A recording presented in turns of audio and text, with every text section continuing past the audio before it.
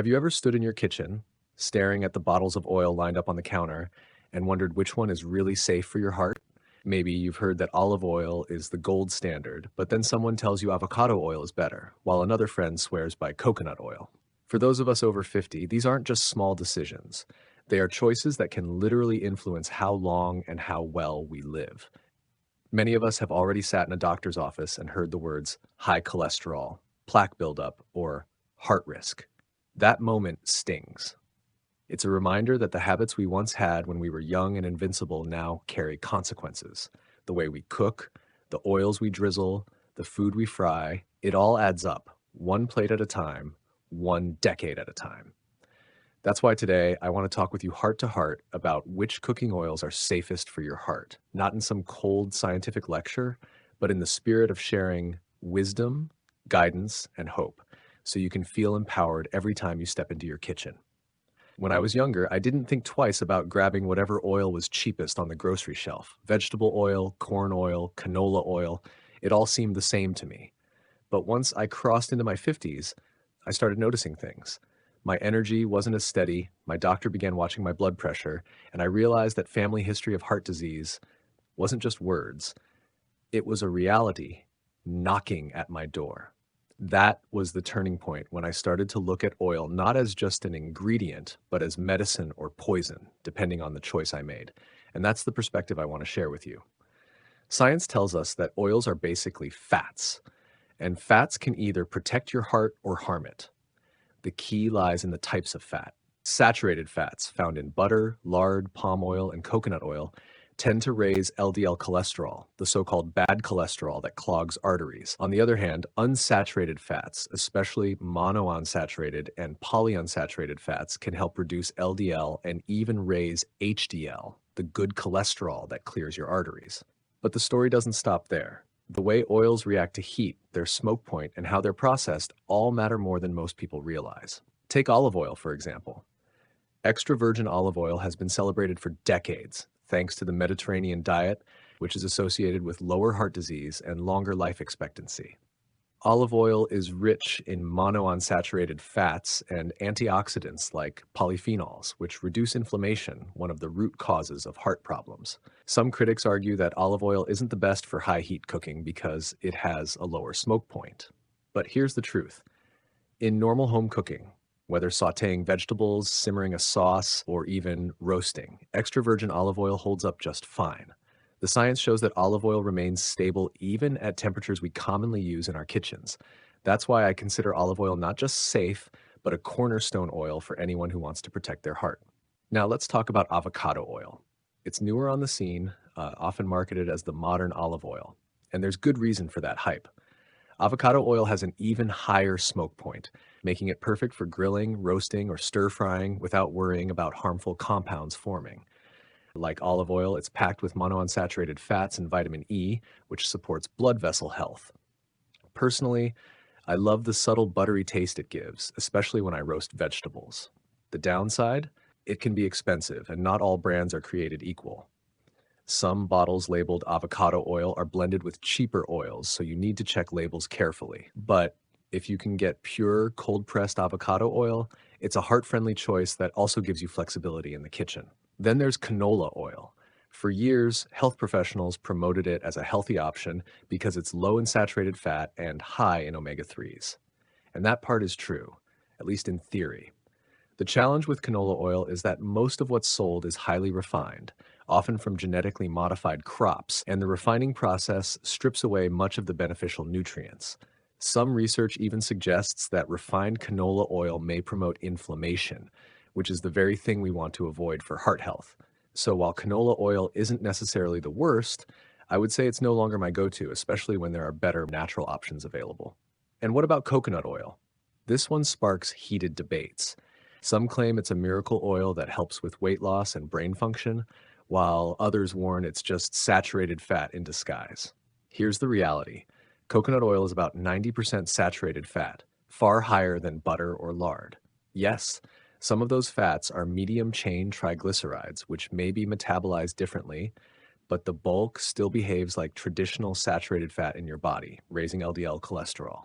For someone already struggling with heart risks, this just isn't the safest choice. I know it tastes delicious in certain recipes, and using it occasionally isn't catastrophic, but as a daily cooking oil, coconut oil is not what I'd recommend if heart safety is your number one priority. Now, some people turn to vegetable oils like corn oil, soybean oil, or sunflower oil because they're cheap and labeled as heart healthy. But here's where we need to dig deeper. These oils are often high in omega-6 fatty acids. While omega-6s are not bad in themselves, the problem is imbalance. Our modern diets already flood us with omega-6s while leaving us deficient in omega-3s. That imbalance fuels inflammation, which in turn damages arteries and raises heart disease risk. Add in the fact that these oils are usually refined at high temperatures, leading to oxidation, and suddenly they don't look so healthy after all. That's why I gradually cut down on these oils in my own kitchen, even though they were once staples in my pantry. So where does that leave us? For me, heart-safe oils I trust and recommend are extra virgin olive oil for everyday drizzling, salad dressings, and light cooking, avocado oil for high heat cooking and versatility, and sometimes a little sesame oil or walnut oil for flavor, though those I use more as finishing touches rather than main cooking oils. If you're someone who loves butter, I'm not here to demonize it, but I will say this. Treat butter as a flavor enhancer, not your primary fat source. A little pat on your steamed vegetables is fine, but for sautéing or roasting, let olive or avocado oil take the lead. Now, I want to pause here and ask you something. Have you noticed how your body feels when you change oils? I remember when I swapped out corn oil for olive oil in my kitchen. Within a few months, my cholesterol numbers improved, and I actually felt lighter after meals. Maybe you've had similar experiences. If you've tried switching oils and noticed a difference, share it in the comments. I'd love to hear your story, and it might inspire someone else watching right now. And if you're finding this helpful, don't forget to subscribe to the channel because we dive deep into topics just like this that matter most to your health after 50. Another thing we can't ignore is how much oil we use. Even the healthiest oils are still dense in calories. When I first started learning about this, I realized I was pouring way more than I thought into my pans. 1 tablespoon is about 120 calories, and it adds up fast. For heart health and weight management, moderation is key. Instead of frying everything, I began baking, roasting, or steaming more often, and then finishing with a drizzle of high-quality oil for flavor. Not only did that help me manage my weight, but it also allowed me to enjoy the taste without overloading on fat. Something else to consider is the emotional side of cooking. Food isn't just fuel, it's connection, culture, and memory. Many of us grew up on fried chicken, buttery mashed potatoes, or Sunday dinners dripping with gravy. Those meals bring comfort and nostalgia, but they don't always serve our bodies well anymore. The good news is you don't have to give them up. You just have to adapt. When I make roasted chicken now, I use avocado oil instead of deep frying in vegetable oil. When I prepare a salad, I create a vinaigrette with extra virgin olive oil and lemon instead of bottled dressings full of mystery oils. Small swaps make a huge difference, not only in your heart health, but in the peace of mind that comes from knowing you're making choices your future self will thank you for. There's also a bigger picture here. Every time you choose an oil, you're not just protecting your arteries, you're sending a message to yourself that your health matters. And that's powerful. After 50, it's easy to feel like some things are out of our control.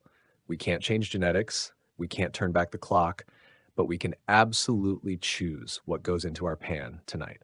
And that choice can add years of quality living to your life. So here's my takeaway for you. Focus on oils that are minimally processed, rich in unsaturated fats, and stable enough for the way you cook. Make extra virgin olive oil and avocado oil your mainstays. Treat coconut oil and butter as occasional treats. Be cautious with highly refined vegetable oils. And above all, be mindful of how much you use.